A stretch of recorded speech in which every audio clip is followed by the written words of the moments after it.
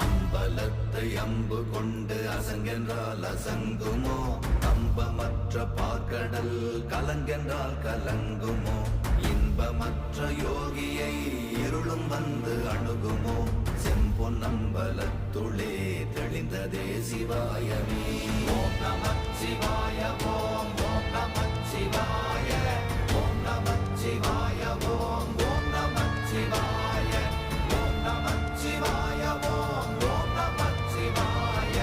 ஓம் நமச்சிவாய ஓம் ஓம் நமச்சிவாய